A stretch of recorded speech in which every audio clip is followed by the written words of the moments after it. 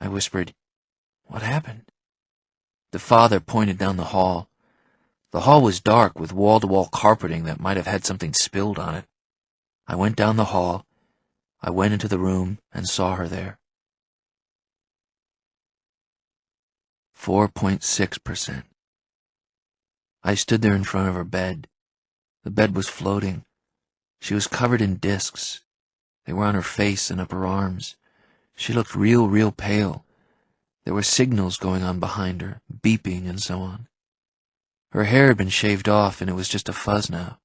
There were scars on her scalp from where they tried to fix her. Her eyes were open.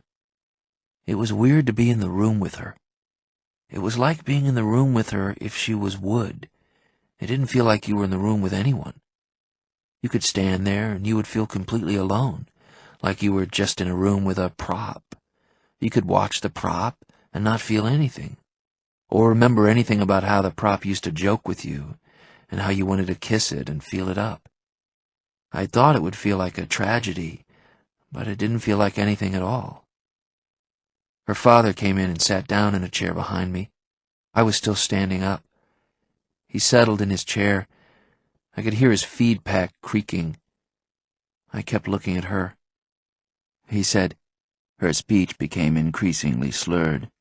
Toward the end, she no longer could make the kind of sly witticisms of which she was so fond. Your bon mot cannot fly fleetly when each consonant is a labor. She could barely get her tongue to touch her hard palate. She would kick things in anger when she couldn't speak, until her legs stopped working finally and didn't start back up again. Then I could see her trapped in there. I could see it in her eyes. For a while, she had also become... He sighed. She had become hazy, confused. The hippocampus was likely being mismanaged, so her memory was dim. She asked me about her mother. She spoke a great deal of you. The worst stage was when one could tell she was still awake and almost alert, but she knew that nothing worked. Imprisoned. She was imprisoned, in a statue like the Sphinx, looking out from the eyes. Her own mind, at that point, was as small and bewildered as a little fly, behind great battlements. I whispered, "Oh." He said, facing toward her feet, "Her mother and I didn't want her to get a feet at all. I did not have one, neither did her mother. I said none for my family.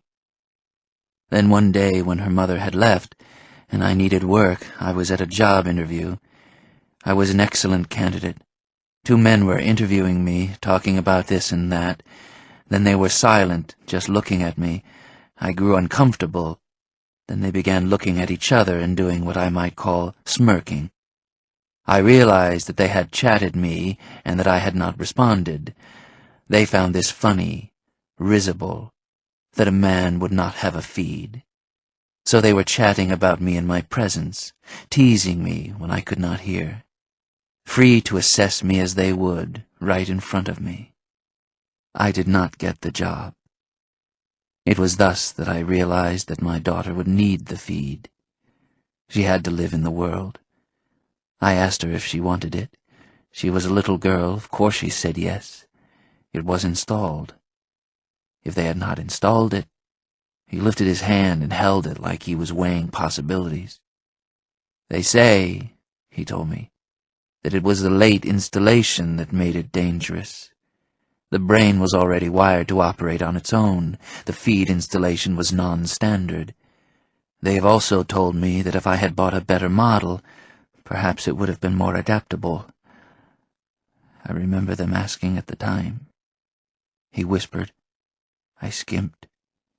I read Consumer Reports and wondered, what's the difference?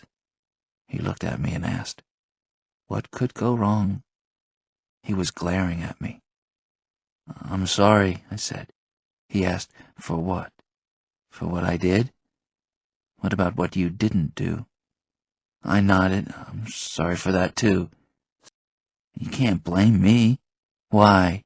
I didn't do this. You took her to that nightclub. But she wanted to live. She told me. She told me she wanted to live.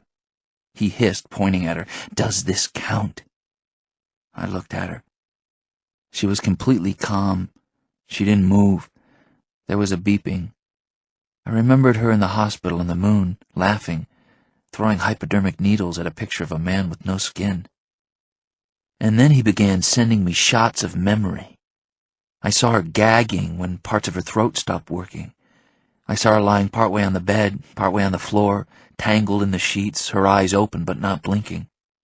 I saw her thrashing on the mattress, mooing like a cow for mercy. I rolled her over with his hands. I rolled her over, and the back of her pajamas were black and wet with her shit. I started to clean her. I saw her pleading with her eyes. The room smelled like her urine, like something hot and just starting to bud. I began to cough and came out of the memories. He was sitting there, staring at me.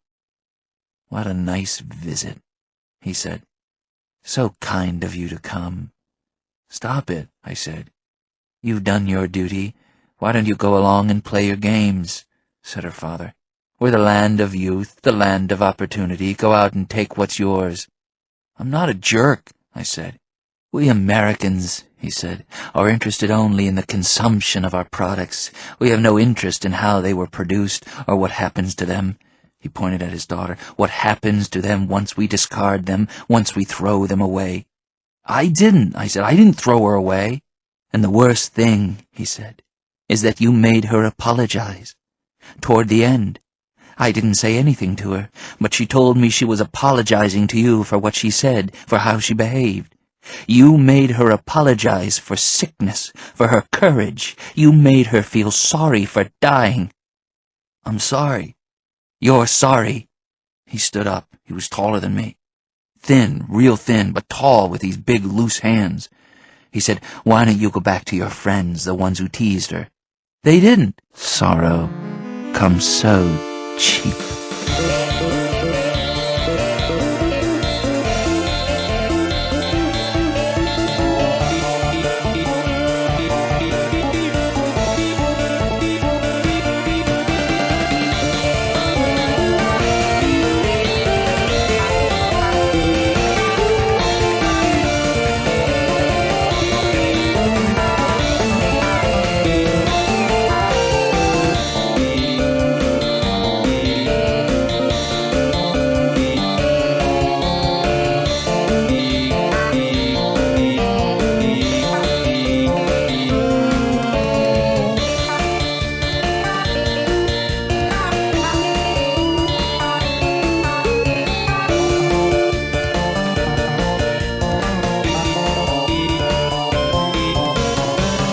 "It's almost time for foosball.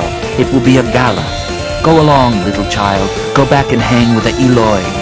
"What are the Eloi?" "What does it mean?" I asked. "Because I'm sick of..." "Read it. I'm sick of being told I'm stupid. So read it and you'll know. Tell me. Read it. Tell me. You can look it up. You can tell me. Will you ever open your eyes?"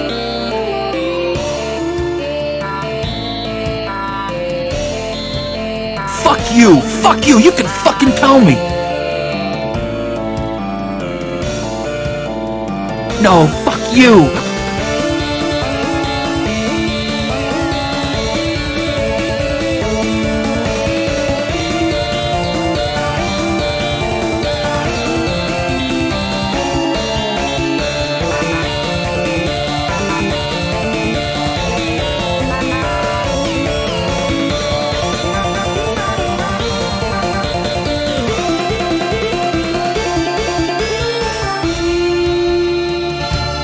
"Fuck you forever and ever. Forever and ever."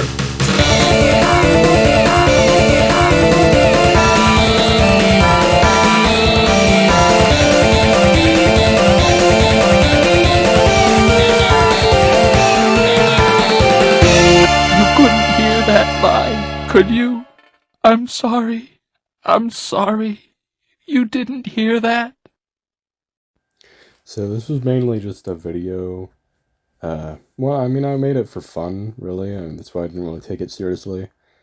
But it's mainly so I could just update you guys on progress and such. I have a big Christmas video in the works. It's a giant comic thing, and it's gonna be like some sort of music thing. It's not like my standard stuff, and it's not really in the series. It's standard Sonic style stuff. Uh, if I have time, I will. I do want to make a little video that's more in line with the normal stuff I make, in the same like Shadow Tale series stuff. Uh, Another Christmas thing like I did last year, but not guaranteed. Uh, any other stuff I gotta say? Chapter 3, the one I'm on, is probably gonna be the last one I'm gonna take like very seriously, as in schedule wise. It doesn't mean it's gonna be canceled. I'm just gonna step back for a little bit, work on it whenever I feel like it, and it's just gonna be random. I'm more gonna make videos I want to make, uh, whether it's pibby, whether it's exe, whether it's anything. It's anything. Just I thought I'd update you guys in more of a fun nature than just a post on YouTube and or like an update video. I mean, so you can just watch the original video and just ignore all of this if you really want to, which suck, but you do you. So I hope you have a good day. I don't have a meme video for the end of this because I am meme video, I guess, I suppose. So have a good day. Eat your veggies.